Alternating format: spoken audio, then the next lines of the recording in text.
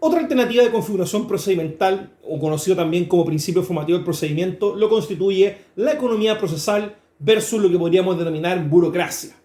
Bueno, acá tradicionalmente ustedes van a encontrar en la mayoría de los textos de estudio, o en realidad como un dogma que ustedes lo van a oír repetido por operadores del sistema, por los abogados y en general en todos los textos de estudio, que la economía procesal es un principio sacrosanto, vale decir, tender a maximizar los recursos que se involucran en la realización de justicia, en la administración de justicia. Y obviamente esto es porque en realidad a nadie le gustaría parecer como que es un dilapidador o que efectivamente involucra un mayor peso oneroso en cuanto a las cargas del Estado financieras. Y eso es porque el proceso cuesta, ¿vale? Es decir, todo proceso jurisdiccional tiene un gasto, significa un gasto para el Estado más o menos ingente, ¿vale? Es decir, hay que gastar plata en lo que significa administrar justicia. Ello porque no solamente hay costos que asumen las partes, por ejemplo, el pago de algún tipo de pericia, los honorarios de los abogados, sino que también hay costos estructurales que son abordados por el sistema mismo. El pago de los jueces, el pago, por ejemplo, al Ministerio Público por parte en materia penal, el pago a la Defensoría Penal Pública, el pago también, por ejemplo, a la Corporación de Asistencia Judicial, etc. Son pagos que hay que hacerlos por parte del Estado.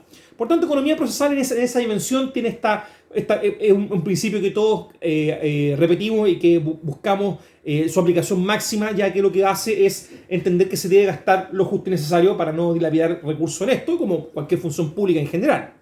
Pero esto de la economía procesal también da cierta razón en cuanto a evitar trámites innecesarios, obviamente con evitar este último, podríamos decir, fin, que evitar el gasto fiscal innecesario, pero también con el hecho de concentrar debate, de poder realizar audiencias más ágiles o tener un procedimiento más sencillo.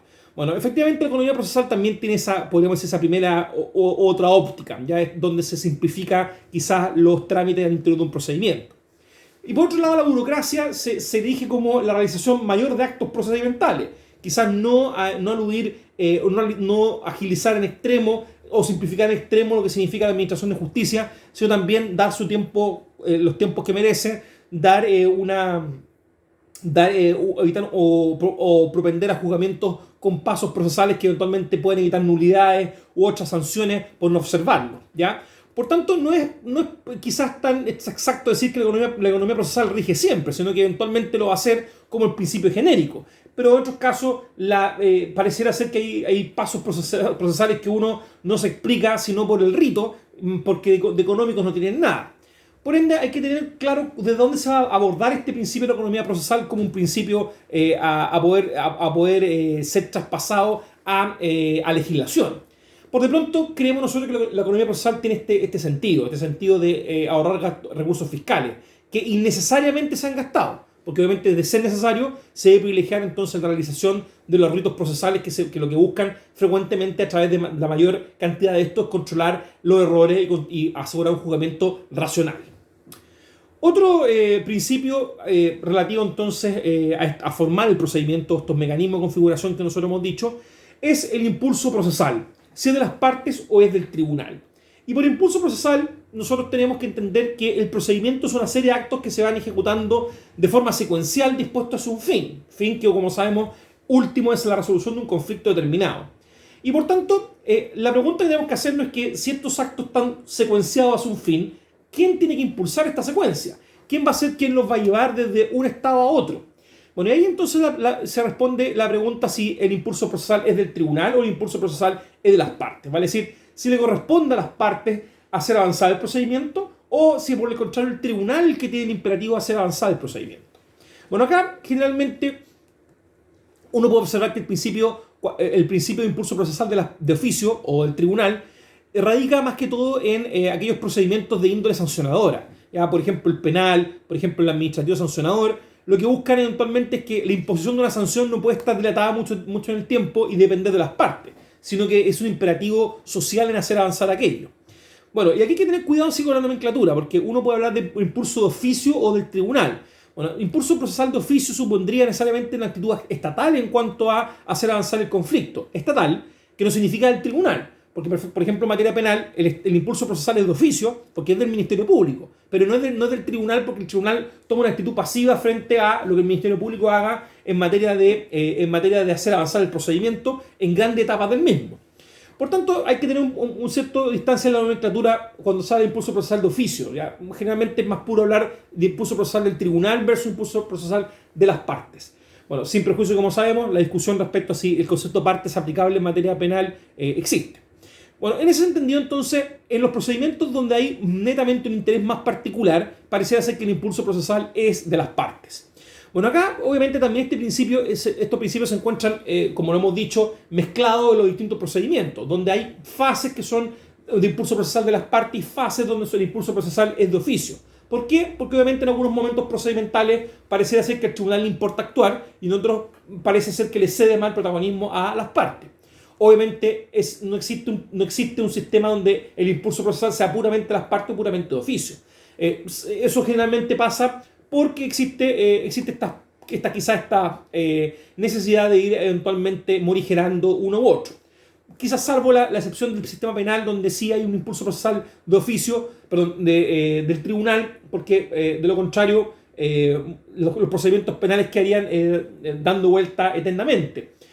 Obviamente eso es lo que se buscó cambiar necesariamente con el cambio de la justicia inquisitiva antigua a esta acusatoria moderna. Otro principio es el principio de preclusión versus el principio de alternatividad. Preclusión versus alternatividad. ¿Qué quiere decir esto?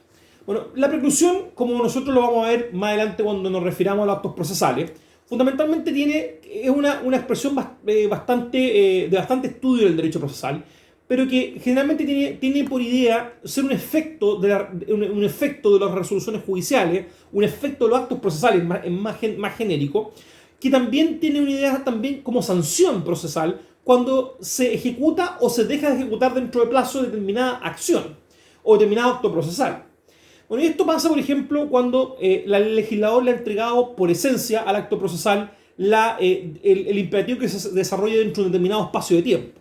Entonces la preclusión supone que los actos de operar este principio preclusivo, supone que los actos al momento de desarrollarse inmediatamente impiden que otro acto que pudo haber sido desarrollado también por se pueda ejecutar simultáneamente.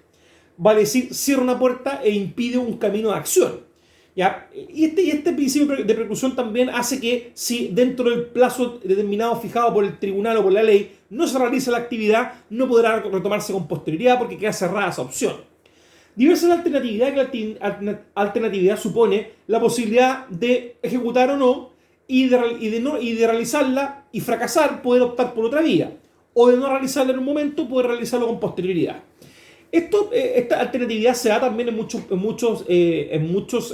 procedimientos y buscan obviamente que las posibilidades no se agoten de forma tan fatal como lo podría ser, por ejemplo, operando a rajatabla el principio de preclusión.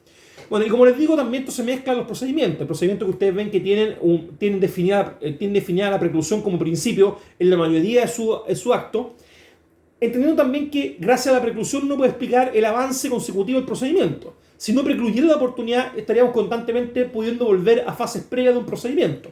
Cuestión que eso no ocurre, y por tanto la alternatividad está reservada en ciertos momentos y para ciertas oportunidades procedimentales. ¿Ya? Entonces, ese principio, este principio entendido como lo hemos planteado, permite entonces el dinamismo y el avance hacia adelante del procedimiento y no un avance, podríamos decir, segmentado o avance-retroceso, mejor dicho, vuelta atrás por parte de quien está actuando en el procedimiento. Un último principio que vamos a realizar en este bloque es el principio de buena fe versus el principio de estricta legalidad. Otro principio que nosotros queremos conceptualizar y también buscar un poco desafiar al oyente. Porque también, así como la economía procesal, son principios que uno repite, podríamos decir como un rosario, ¿vale? Es decir, vienen dentro de nuestro ADN como estudiante de Derecho Procesal o de estudiante de Derecho en general, hablar de la buena fe como un principio que rige todo el sistema procesal. ¿Pero qué es la buena fe procesal? Bueno, es una pregunta que uno se puede hacer bastante seria, porque efectivamente uno encuentra distintas leyes, por ejemplo, en materia, en el código, en en el nuevo Código Procesal Civil, por ejemplo, viene como un principio de la buena fe. O por ejemplo, en la ley de tramitación electrónica, uno encuentra definición de la buena fe en esta materia. Entonces uno dice, bueno, ¿qué significa esto de mala fe? O por el contrario, ¿qué es lo que es la buena fe? Y uno en realidad tendría que entrar a hacer un análisis más filosófico respecto a la buena fe como elemento de relaciones jurídicas. Que es uno entendible, por ejemplo, para la contratación con principio básico el mismo. Pero, ¿qué pasa con la buena fe procesal? Es decir, dentro del procedimiento existe podríamos decir, una expectativa de comportamiento del otro, que es lo que en definitiva puede definir como buena fe. Vale decir, que el otro se comporte como yo espero, adecuado a parámetros sociales y culturales. En realidad es difícil entender la buena fe como principio procesal, porque toda la hipótesis que uno plantea, y si uno quiere decirlo en negativo, toda la hipótesis que uno plantea de buena fe son hipótesis más que todo de conductas derechamente ilegales. Por tanto, el principio que regiría en materia procedimental es el principio de legalidad estrictamente, vale decir, hacer lo que la ley permite. Y de no permitirlo, está prohibido y sancionado.